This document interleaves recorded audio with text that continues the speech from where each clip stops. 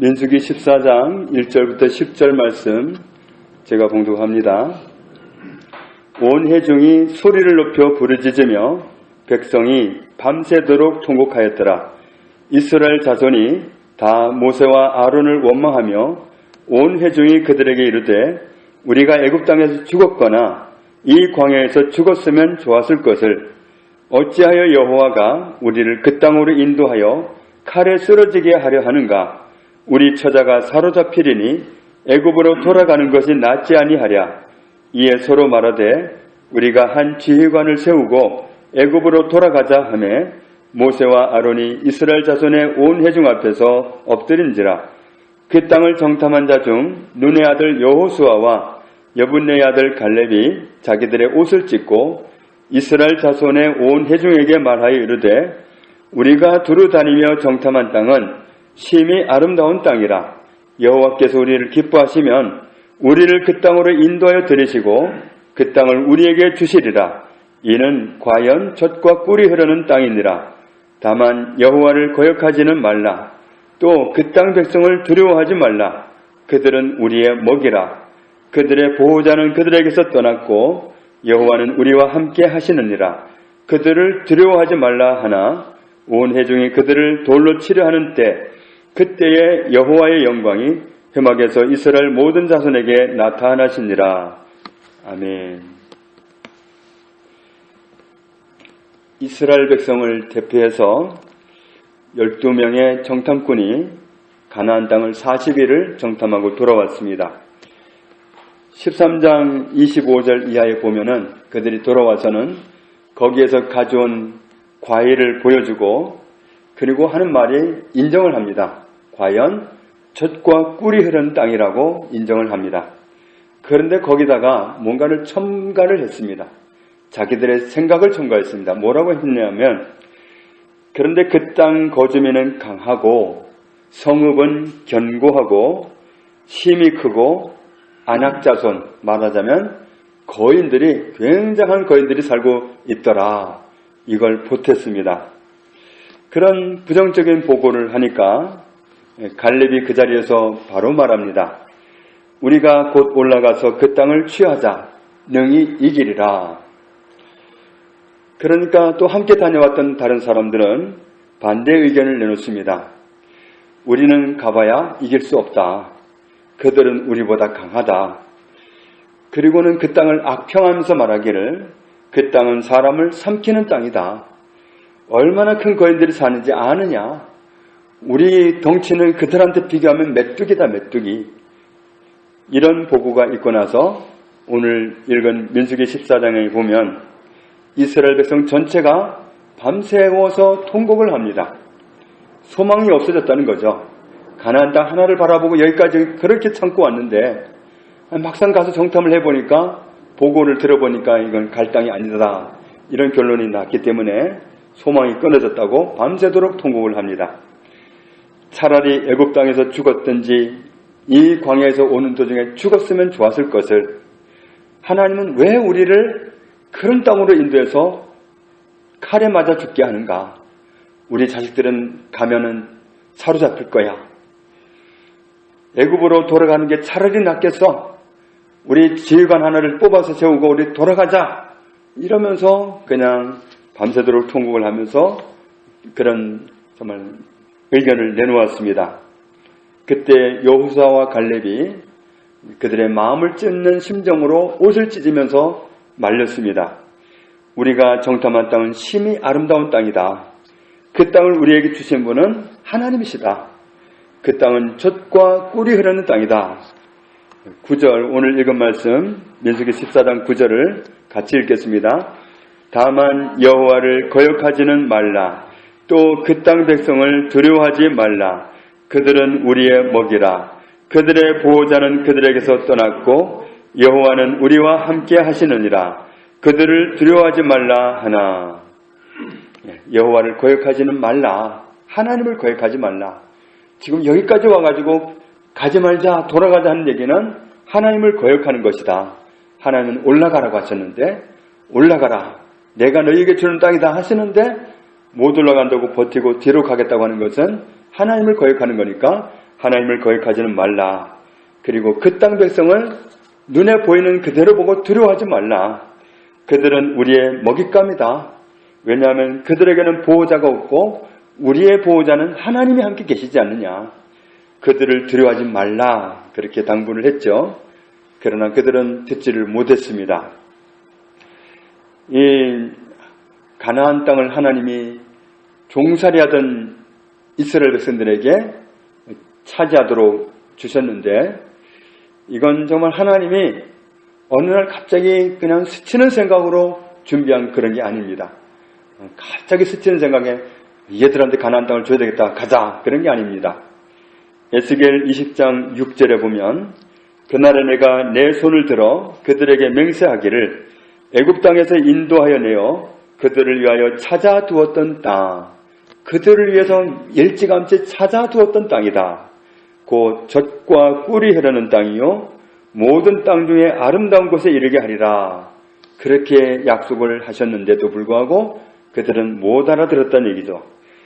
젖과 꿀이 흐른다. 이 표현이 좀 알아듣기가 어렵죠. 우리가 쓰는 용어가 아니기 때문에 이 젖이라는 말이 원어로는 젖, 우유, 치즈 이런 겁니다.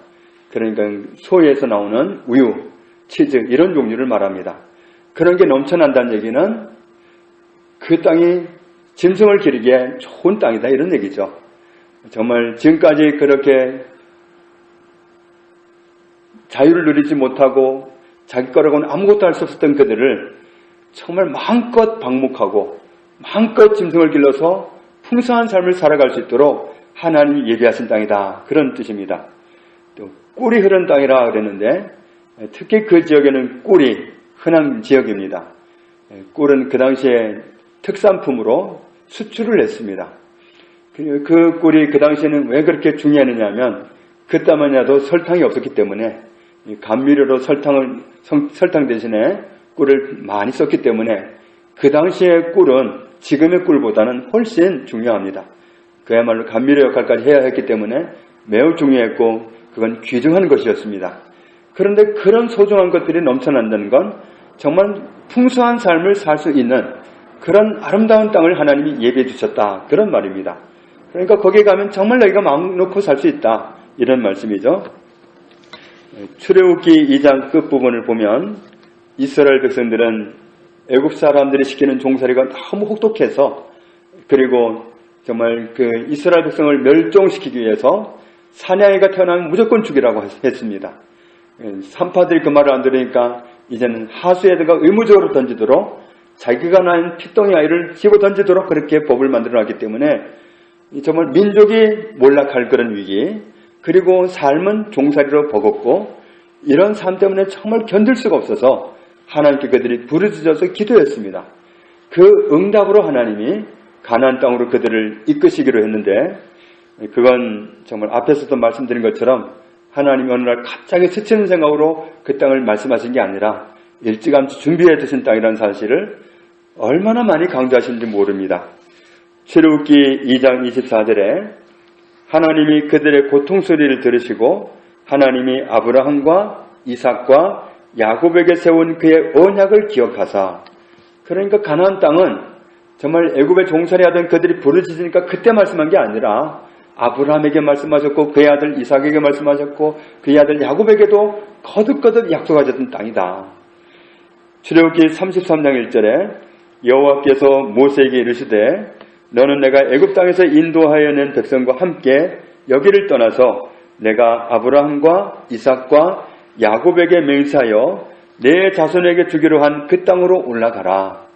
그러니까 아브라함, 야곱, 이삭 이때 벌써 하나님은 대를 거쳐서 누누이 말씀하시기를 너희 자손들이 후에 이곳으로 돌아와서 이 땅에 살리라, 이 땅을 차지하리라 미리부터 계획하셨던 그런 땅이라는 거죠. 레위기 26장 42절에 내가 야곱과 맺은 내 언약과 이삭과 맺은 내 언약을 기억하며 아브라함과 맺은 내 언약을 기억하고 그 땅을 기억하리라. 하나님은 정말 기억하신 하나님입니다. 아브라함에게 뭘 약속하셨는지 잊어버리지 않았다. 아차 잊어버렸다가 아니라 하나님이 기억하고 계셨어요. 아브라함과 맺은 약속, 이삭과 맺은 약속, 야곱과 맺은 약속을 나는 다 기억하고 있다. 나는 그 약속을 지키겠다. 이런 말씀입니다.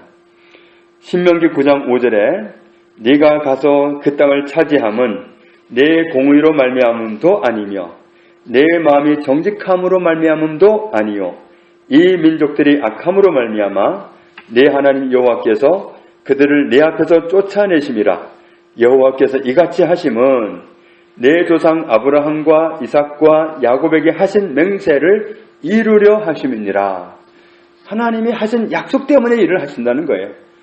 이스라엘 백성들이 정말 하나님 마음에 너무 들고 정말 그래서 그들에게 가나안 땅을 굳이 예배놓고 이끌고 가려 하시는 게 아니라 진즉에 그들의 조상 아브라함, 이삭, 야곱에게 약속하신 그 약속 때문에 그들을 지금 때가 돼서 이끌고 가려고 하신다.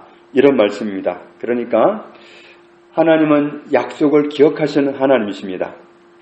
그리고 그 약속을 기반으로 그 약속을 이루어 가시는 일을 하시는 분이 하나님이십니다. 그런데 하나님이 하신 그 약속을 붙잡지 않는다면 하나님이 일할 그 터전이 없어지는 거죠. 하나님은 그 약속을 기반으로 일을 하시는데 약속을 안 잡아버려요. 나와 상관이 없는 것 같아 그러고 안 잡아버린다면 하나님은 내 삶 속에는 그 약속을 이루실 수가 없는 겁니다. 하나님은 약속을 그렇게 세밀하게 기억하시고는 이루시는 분이라는 사실을 알 수 있습니다. 우리가 정말 환경이냐 약속이냐 문제냐 약속이냐 이 앞에서 정말 우왕좌왕할 수도 있습니다. 이때 하나님의 약속을 붙잡을 것인지 하나님의 약속을 신뢰할 것인지 아니면 내가 보기에 정말 위험한 지경에 있는 곤두박질 쳐 있는 내 환경이나 문제에 정말 집착할 것인지 이런 선택을 해야 될 때가 옵니다. 이스라엘 백성들이 바로 그런 공경을 만난 거죠. 지금 하나님이 약속하신 그 약속을 붙잡고 환경을 무시하고 갈 거냐 아니면 환경이 주는 그 위기감을 그대로 받아들이고 하나님의 말씀을 무시해버릴 거냐 이런 선택의 기로에 놓여 있는 겁니다.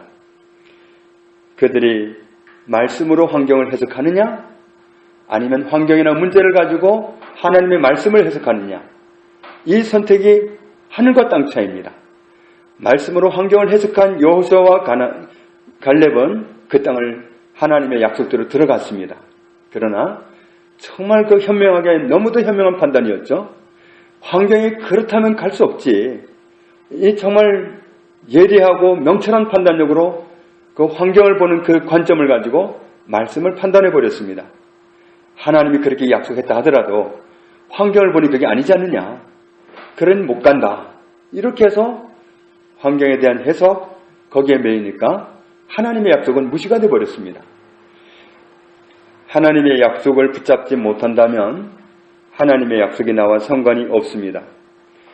그래서 우리가 정말 환경 앞에서 문제 앞에서 환경을 말하고 문제를 말할 수 있습니다. 대부분은 그렇게 말합니다. 정말 환경 때문에 환경을 바라보고 죽을 것 같다고 말하고 정말 큰일 났다고 말을 합니다. 울고불고 난리할 수도 있어요. 이스라엘 백성들이 밤새 통곡한 것처럼 밤새워 통곡하면서 내 인생은 끝났다고 그렇게 울부짖을 수도 있어요. 그런데 우리가 어느 쪽을 선택할 건가? 하나님의 약속이 있기 때문에 하나님의 말씀이 있기 때문에 그 말씀을 붙잡고 말씀을 자꾸 고백하고 말씀을 자꾸 선포하고 하나님의 말씀이 내 것이라고 자꾸 주장할 것인지 아니면 환경에 그냥 짓눌려 버릴 것인지 이렇게 정말 우리가 중요한 선택을 해야 될 때가 우리에겐 종종 다가옵니다. 그때 우리가 하나님의 약속을 말하고 하나님의 약속을 선포하고 하나님의 약속을 내 것이라고 주장하는 것은 우리의 당연한 권리입니다. 내가 주장하지 않으면 그 권리는 나의 것으로 남을 수 없습니다. 주장하면 내 것입니다. 여호수아와 갈렙은 차이가 그거밖에 없습니다. 하나님이 하신 약속을 꼭 붙잡고 놓지를 않습니다. 내 것이라는 겁니다. 하나님이 약속하신 건데 이건 내 거라는 겁니다. 놓을 수 없다는 겁니다. 환경이 어떻게 보이는 건 상관이 없다는 겁니다. 나는 말씀 붙잡고 그걸 차지하겠다는 겁니다. 그때 그들은 정말 무지해 보이고 정말 무식해 보였습니다. 그러나 하나님은 약속을 붙잡는 여호수아와 갈렙 편이었습니다. 우리가 어느 쪽을 붙잡을 것인가? 어느 쪽을 크게 볼 것인가? 우리가 이런 기로에 서 있을 때 정말 민수기 14장의 말씀이 늘 생각나지고 그 말씀을 통해서 우리 환경이 해석되어지고 그 말씀을 통해서 우리의 문제가 해석되어져서 문제가 크지 않다. 환경이 크지 않다. 우리는 이길 수 있다. 하나님의 약속이 있기 때문이다. 하나님 말씀이 나한테 있기 때문에 그 말씀을 가지고 나는 이길 수 있다. 이렇게 주장할 것인지 어느 쪽을 주장하느냐에 따라서 우리는 결과를 달리 얻을 수밖에 없습니다. 우리가 정말 달리 선택을 한다면 여호와를 거역하는 결과가 됩니다. 여호와를 거역하는 결과가 아니라 정말 하나님의 약속을 굳게 붙잡음으로 인해서 하나님을 거역하지 않는, 하나님께 순종하는, 하나님의 약속을 그대로 누리는 그런 자리에 우리가 항상 서기 위해서 환경 앞에서, 문제 앞에서 약속을 붙잡을 수 있는 그런 은혜가 있기를 주님의 이름으로 축복합니다. 아버지 감사합니다. 정말 우리는 심각한 환경을 만나기도 하고 심각해 보이는 문제를 만나기도 합니다. 절망할 것 같은, 그래야 될 것 같은, 그 길밖에 없는 것 같은 그런 상황을 만나기도 합니다. 주님, 그러나 믿음의 사람들, 특별히 하나님의 사람들은 그런 때에 하나님의 약속을 부여잡고 우뚝 서 있었습니다. 그리고 그들의 믿음이 세상을 이겼습니다. 환경을 이겼습니다. 문제를 이겼습니다. 하나님의 약속은 신실하기 때문입니다. 하나님은 약속을 세밀하게 기억하고 계시고 그 약속을 기반으로 일을 하시는 분임을 알게 해주셨습니다. 그러므로 우리가 우리 삶 속에 일하신 하나님을 경험하기 위해서 하나님의 약속을 굳게 부여잡는, 어떤 환경 앞에서도 속지 않고 어떤 문제 앞에서도 속지 않고 약속하신 하나님의 말씀을 붙잡고 승리하는 저희들이 다 되게 하여 주옵소서. 예수님의 이름으로 기도합니다. 아멘.